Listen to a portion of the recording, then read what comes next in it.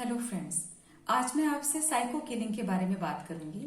हरियाणा की एक महिला ने कुछ बच्चियों का मर्डर इसलिए कर दिया क्योंकि वो बच्चियां उसे सुंदर लगती थी और इसी क्रम में उसने अपने भी बेटे को मारा। जाहिर सी बात है, ये बहुत विभत्स घटना है और उस महिला को कानून के द्वारा उचित कड़ी से कड़ी सजा मिलनी चाहिए। लेकिन फिर भी एक सवाल हमारे सामने आता है कि ऐसा क्यों होता है कि कुछ लोग इतने क्रूएल हो जाते हैं और एक के बाद एक हत्याएं करने में उन्हें जरा भी बुरा नहीं लगता। तो ये एक बहुत ही जटिल कॉन्सेप्ट है। मैं कोशिश करूंगी कि आपको इसे समझा सकूं। इस तरह के लोगों के ब्रेन वेव्स बहुत स्लो होते हैं, उनके अंदर इमोशंस बहुत कम होते हैं, इमोशनल मैनिफेस्टेशन उनका बहुत कम होता है। और इसके साथ साथ अगर मैं कारणों की बात करूं कि ऐसा क्या है कि कुछ बच्चे, जी हाँ मैं बच्चा वर्ड इसलिए इस्तेमाल कर रही हूँ क्योंकि ये जो ट्रेट है या कोई भी ट्रेट होता है वो बचपन से ही दिखना शुरू हो जाता है, यानी कि इन हत्याओं के बीज उसके अंदर बचपन से होंगे। 8-9 साल की उम्र से ही उसने वो इन चीजों को जीने लगी होगी और जैसे ही उसे मौका मिला उसने अपनी चिढ़ को, अपनी कुंठा, अपनी फ्रस्ट्रेशन को हत्याओं के रूप में उतारना शुरू कर दिया। तो बीज तो रहा होगा, 8-9 साल की एज में रहा होगा। क्या कारण है कि कुछ बच्चों में ऐसे लक्षण दिखाई, ऐसे ट्रेड्स डेवलप हो जाते हैं? देखिए, चाइल्डहुड ट्रॉमा जो है वो बहुत बड़ा कारण है। बहुत ज्यादा हिंसा देखना, बहुत ज्यादा मार पीट, बुली होना, ये सारा अंदर अंदर नफरत और गुस्से को भर देता है। मैं ये भी नहीं कह रही हूं कि सारे बच्चे जिन्होंने अपने बचपन में हिंसा देखी है या उन पर हिंसा हुई है वो सारे के सारे साइको किलर हो जाएंगे। उनके अंदर अलग प्रॉब्लम्स डेवलप होंगी, लेकिन साइको किलिंग के पीछे ये एक बहुत बड़ा रीजन होता है कि तमाम बच्चे जो बहुत ज्यादा हिंसा के शिकार होते हैं उनमें से कुछ के अंदर ये संभावना हो सकती है बड़े होकर के वो साइको किलिंग कर सकते हैं।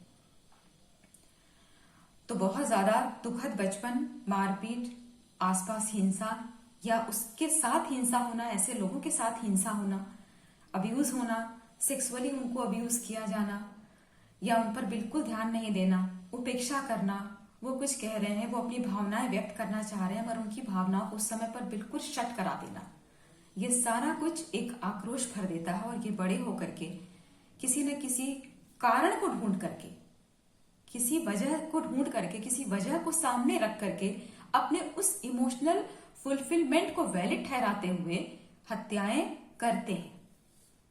मेरे साथ ऐसा हुआ था, मैं भी नहीं छोड़ूंगी, मेरे साथ ये किया गया था, मैं बदला लेके रहूंगा, ये सारी फीलिंग हत्याओं का रूप लेती है। उसके लिए उनके पास कोई लॉजिक नहीं होता कि उन्होंने ऐसा किया क्यों। वो खुल के कभी नहीं बता पाएंगे कि उन्होंने ऐसा क्यों किया, क्या फीलिंग आई थी उनके मन में। बस वो ऐसे ऐसे तर्क देंगे कि सुनने वाला एकदम से हैरान हो जाएगा। लेकिन इसके पीछे बच्चों के साथ की जाने वाली हिंसा और क्रूर व्यवहार का बहुत बड़ा हाथ है। इस तरह के बच्चे बचपन से ही उनकी साइकी ब्रेक हो जाती है। ये एक बहुत जटिल कॉन्सेप्ट है, कभी मैं फिर बात करूंगी। उनकी साइकी बहुत छोटे में ब्रेक हो जाती है, उनका ईगो डेवलप नहीं करता और इस वजह से सही गलत या अच्छे बुरे की उनके अंदर कोई परवाह नहीं रह जाती है। वो सिर्फ अपने इमोशन को वैलिड ठहराते हैं, अपनी भावनाओं को वैलिड ठहराते हैं। किसी की जान जाए, किसी का बड़े से बड़ा नुकसान हो, इससे उनको कोई फर्क नहीं पड़ता। सही गलत, विवेक, बुद्धि, इन बातों से वो बहुत परे होते हैं। तो क्या इस तरह के बच्चों को पहचाना जा सकता है? जी हाँ, बिल्कुल पहचाना जा सकता है। बहुत ज्यादा हिंसा करना, क्रूरता का व्यवहार बच्चों के साथ, दूसरे छोटे बच्चों के साथ क्रूअल व्यवहार करना, उन्हें पीड़ा देकर के खुशी मिलती है। तो किसी पशु के साथ क्रूरता करना, सामान उठाना, पटकना, ये मैंने कई बार कहा है कि इस तरह के व्यवहार बिल्कुल नॉर्मल नहीं है। कि अगर आपका बच्चा बहुत ज्यादा एंगर कर रहा है, बहुत ज्यादा आपकी बात को डिनाई कर रहा है, अनुशासन, एक सीमा तक के अनुशासन की मैं बात कर रही हूँ, ऐसा नहीं कि बच्चे को बहुत ज्यादा दबाव दिया जाए और अनुशासन में रखा जाए, लेकिन नहीं, जो व्यवहार उसके लिए सही है, जो रिस्की व्यवहार है वो उसे नहीं करना है, जो सही है वो उसे करना है। थोड़ा सा यहाँ पे बुद्धि और विवेक का उसको इस्तेमाल करना आना पड़ेगा। और अगर किसी वजह से वो नहीं कर पा रहा है तो यानी कि आपकी पेरेंटिंग में कोई ऐसी कमी रह गई है जिसकी वजह से बच्चा वो व्यवहार सीख नहीं पा रहा है।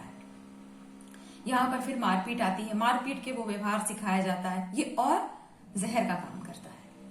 तो अगर बच्चे में कोई भी असामान्य व्यवहार है, बच्चा बहुत ज्यादा गुस्सा करता है, जिद करता है, मारपीट करता है, बात नहीं सुनता, इमोशंस को मैनिपुलेट करता है, आपको मैनिपुलेट करता है, तो समझ जाइए बच्चे के साथ जरूर कोई दिक्कत है। भले ही वो साइको किलर बने या ना बने, ईश्वर ना करे किसी का बच्चा ऐसा हो, लेकिन कुछ ऐसे ट्रेट उसके अंदर जरूर डेवलप हो जाएंगे जिसकी वजह से वो अपने लिए, परिवार के लिए और समाज के लिए बहुत बड़ा खतरा बन जाएगा। तो समय रहते इस तरह के सिग्नल्स, रेड फ्लैग्स को पहचानिए। छोटे छोटे गुस्से को या एबनॉर्मल बिहेवियर को अनदेखा मत करिए।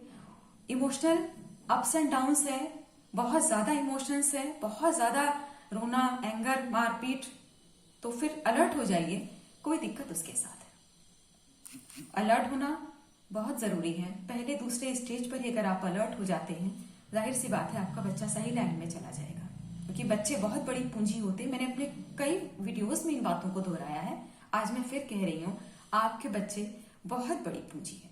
आप सब कुछ करके उनके लिए क्या कर रहे हैं, अगर वो सही व्यवहार ही नहीं सीख पाते, और बहुत से जटिल कारण होते हैं, बहुत सी ऐसी जटिल पेरेंटिंग होती है, पेरेंटिंग स्टाइल होती है जो पेरेंट्स नहीं करा पाते, नहीं सीख पाते। ऐसी कहीं कोई डाउट है आपके अंदर, कहीं कोई क्वेश्चन है, कहीं आपको गाइडेंस की जरूरत है, आप हमसे कांटेक्ट करिए, बात करिए।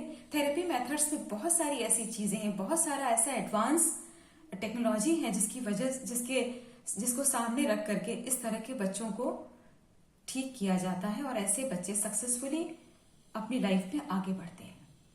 आशा करती हूँ हमेशा की तरह ये वीडियो आपको पसंद आया होगा। Thank you so much.